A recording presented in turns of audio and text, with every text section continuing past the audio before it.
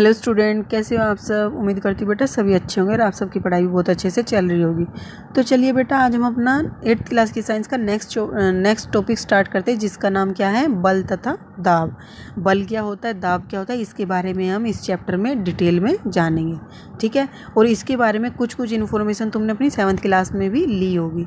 ठीक है, तो इसीलिए बेटा हर चैप्टर को हर क्लास में अच्छे से पढ़ते चलना चाहिए, ताकि क्या हो, हमारी बातें जो हम सीखते हैं वो लिंक हो सके एक दूसरे से और हमें अच्छे से समझ आ सके।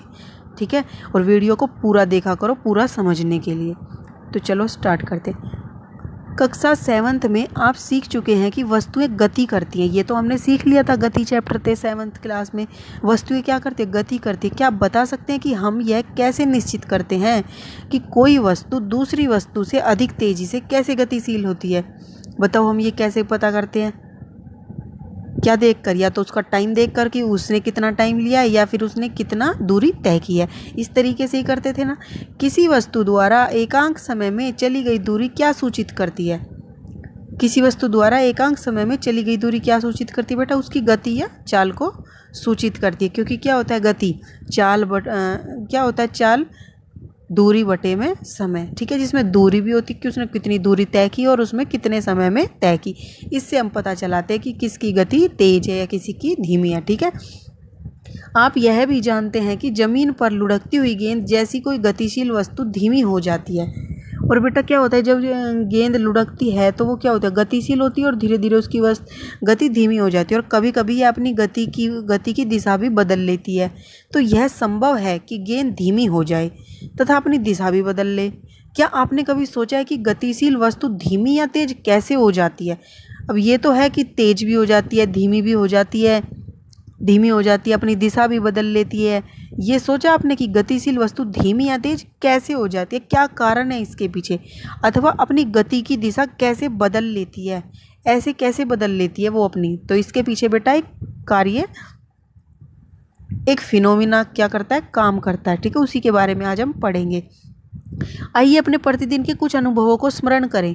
किसी फुटबॉल को गतिशील करने के लिए क्या करते हैं हम? किसी गतिशील गेंद को और अधिक तेजी से चलाने के लिए आप क्या करते हो?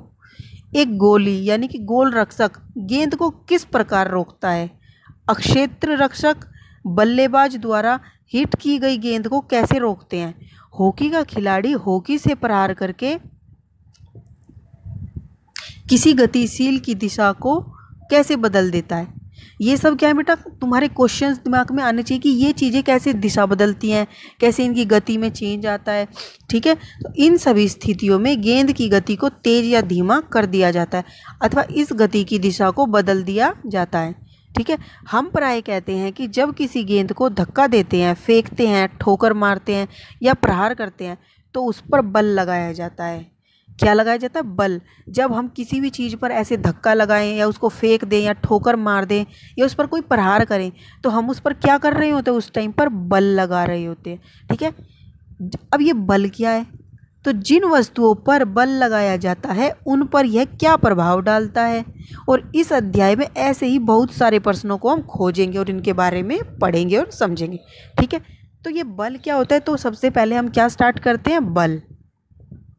बल आकर्षण या अपकर्षण या अभिकर्षण।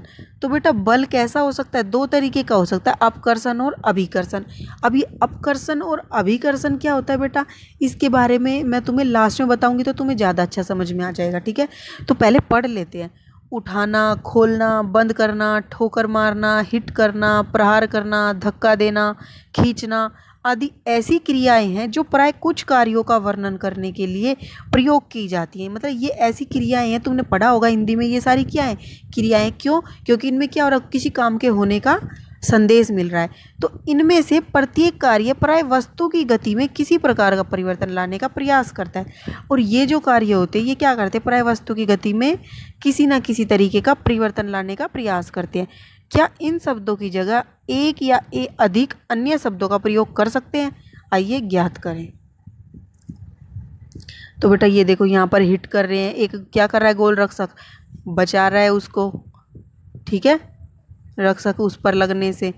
और यहाँ पर क्या कर रहा है, एक फील्डर क्या कर रहा है, उसको गेंद को पकड़ने की कोशिश कर रहा है और फील्डिंग से उसको बाहर जाने से या फिर चौका लगने से बचा रहा है, ठीक है। अक्षेत्र रक्षक बोलते हैं इसको। 1 मिनट। तो बेटा ये क्रियाकलाप 11.1 में क्या दिया हुआ है, सारणी 11.1 में वस्तुओं की गति को सुपरिचित स्थितियों के कुछ उदाहरण दिए गए हैं। आप इनमें से कुछ ऐसे ही अधिक स्थितियों को जोड़ सकते हैं और अपना क्या कर सकते हैं, अथवा इन उदाहरणों में कुछ बदल सकते हैं। प्रत्येक दशा में कार्य का धक्का देना अथवा यह खींचना के रूप में पहचानिए। मतलब कि तुम्हें क्या करना है बेटा, इस सारणी में हर तरीके के जितने भी तुम्हें कार्य दिए गए हैं उन कार्यों में तुम्हें क्या चीज़ लग रही है, खींचना लग रहा है या धक्का लगना, इस चीज़ को पहचानना है, ठीक है। आपकी सहायता के लिए एक उदाहरण दिया भी गया है। तो देखो क्या है, सबसे पहले क्या है, मेज पर रखी पुस्तक को गतिशील बनाना। अगर मेज पर कोई पुस्तक रखी है तो आप उसको कैसे गतिशील बनाओगे, सोचो अपने दिमाग में क्या क्या कर सकते हो तुम। और तुम्हें यहाँ पर ये बेटा दी गई हैं क्रियाएं कि तुम कौन कौन सी क्रिया यूज कर सकते हो। जैसे तुमने यहाँ पर धक्का देना यूज कर ली, ये वाली हम क्या कर सकते हैं, पुस्तक को धक्का दे सकते हैं, यानी कि आगे की तरफ धकेल सकते हैं। दूसरा क्या कर सकते हैं बेटा, खींचना, हम खींच सकते हैं उसको अपनी तरफ। और तीसरा क्या है बेटा, उठाना, हम बुक को उठा भी सकते हैं, ठीक है। और कोई हम इसमें ऐसा फेंकना वगैरह यूज नहीं कर सकते, ठीक है। धक्का लगा दिया हमने, वो ही हो गया। अब इसमें क्या, कार्य को व्यक्त कर सकते हैं। तो कार्य को व्यक्त कर सकते, काम हो रहा है किस तरीके से, धक्का देकर, खींचकर, उठाकर, ठीक है। तो और कोई कैसा होता है वो, अपकर्षण कार्य हो रहा है और अभिकर्षण कार्य हो रहा है, ठीक है। अपकर्षण का मतलब बेटा क्या होता है कि हम किसी चीज़ को अपनी तरफ खींच रहे हैं, और अभिकर्षण का मतलब क्या होता है बेटा, हम किसी चीज़ को, अभिकर्षण का बेटा वो अभिकर्षण का मतलब होता है कि धक्का देना, और अपकर्षण का मतलब होता है खिंचाव, आकर्षण जैसे होता है, ठीक है। तो इनमें दोनों ही कार्य हो रहे। ऐसे बेटा तुम नेक्स्ट देख सकते हो कि दरवाजे का खोलना या बंद करना। अब तुम इसमें क्या यूज कर सकते हो, इन क्रियाओं में से जो ऊपर दी गई हैं, इनमें से तुम बेटा दरवाजे को क्या करते हो, धक्का भी दे सकते हो, खींच भी सकते हो इसको अपनी तरफ, और क्या कर सकते हो, बंद भी कर सकते हो, ठीक है। तो खींचना और धक्का देना इसमें भी आई। तो बेटा जैसे भी तुम ये सारी देखोगे ना, इन सब में क्या आएगी, खींचना और धक्का देना जरूर आएगी, यानी कि अपकर्षण और अभिकर्षण जरूर आएगा। तो इसी से हम क्या निष्कर्ष निकालते हैं, उसको पढ़ते हैं। क्या आपने ध्यान दिया कि इनमें से प्रत्येक कार्य को अभिकर्षण यानी कि खींचना, अपकर्षण यानी कि धक्का देना, अथवा दोनों के रूप में व्यक्त किया जा सकता है। यानी कि जितने भी कार्य ऊपर दिए गए उनमें से या तो अभिकर्षण कार्य हो, अभिकर्षण के द्वारा हो रहा है कार्य, या फिर अपकर्षण के कारण हो रहा है, या फिर दोनों के कारण हो रहा है, ठीक है। तो इनका बहुत महत्व है। क्या हम इससे यह निष्कर्ष निकाल सकते हैं कि किसी वस्तु की गति में गति लाने के लिए उसे धक्का देना यानी कि अपकर्षित करना, खींचना यानी कि अभिकर्षित करना पड़ता है। यानी कि किसी भी वस्तु के अंदर हम गति तभी ला सकते हैं जब हम क्या करेंगे, उसको या तो खींचेंगे या फिर उसको धकेल देंगे, ठीक है। विज्ञान में किसी वस्तु पर लगने वाले धक्के यानी कि अभिकर्षण या खिंचाव यानी कि अपकर्षण को बल कहते हैं। तो बेटा इसी को बल बोला जाता है साइंस में या विज्ञान में, कि किसी वस्तु पर लगने वाले धक्के या खिंचाव को क्या कहा जाता है, बल, जिसकी वजह से उसमें क्या आता है, गति आती है या फिर उसकी दिशा या दशा में परिवर्तन आता है। अतः हम कह सकते हैं कि वस्तु को दी गई गति बल लगने के कारण होती है। वस्तु पर बल कब लगता है, अब ये दिमाग में क्वेश्चन आना चाहिए, इसको ज्ञात करते हैं कि वस्तु पर बल कब लग सकता है, ठीक है।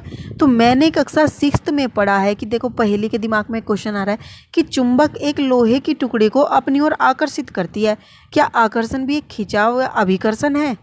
तो हाँ बेटा, अभी देखो क्या कर रही है, खींच रही है ना चुंबक लोहे के टुकड़े को, तो वो क्या कर रही है, आकर्षित कर रही है यानी कि अभिकर्षित कर रही है अपनी तरफ। किसी चुंबक के दो समान ध्रुवों के बीच प्रतिकर्षण के बारे में आप क्या सोचते हैं। अब बेटा जब तुम दो ध्रुवों के सेम चुंबक के सिरों को एक साथ आपस में लाने की कोशिश करते तो वो क्या होते हैं, वे दूर भागते, यानी कि वो क्या कर रहे हैं, एक दूसरे पर धक्का लगा रहे हैं दूर भागने का, ठीक है। तो क्या हो रहा है, यह खिंचाव अभिकर्षण है या धक्का अपकर्षण है। तो बेटा धक्का लगा रहे तो वो क्या है, अपकर्षण, और जब चुंबक लोहे के उसको खींचती है टुकड़े को तो वो क्या है, अभिकर्षण। उम्मीद करती हूँ आपको ये अभिकर्षण और अपकर्षण को अच्छे से समझ आ गया। अगर नहीं आया हो बेटा तो आप इस वीडियो को दोबारा से प्ले करके देख सकते हो। और ये बहुत ही इंटरेस्टिंग चैप्टर है, तुम्हें इसे पढ़ने में बड़ा मजा आएगा, ठीक है। और अगर बेटा आपको ये वीडियो अच्छी लगी हो तो प्लीज़ इसको लाइक कर देना, शेयर कर देना और सब्सक्राइब कर देना रेड कलर के बटन पर क्लिक कर कर, ठीक है। और साथ में फिर एक बेल आइकन आएगा, रेड बटन पर क्लिक करने के बाद उसको भी दबा देना, ताकि जब भी कोई नई वीडियो अपलोड हो तो सबसे पहले आप तक पहुँच जाए, ठीक है। तो बेटा तब तक के लिए ऐसे ही पढ़ते रहिए, मुस्कुराते रहिए और आगे बढ़ते रहिए। Thank you.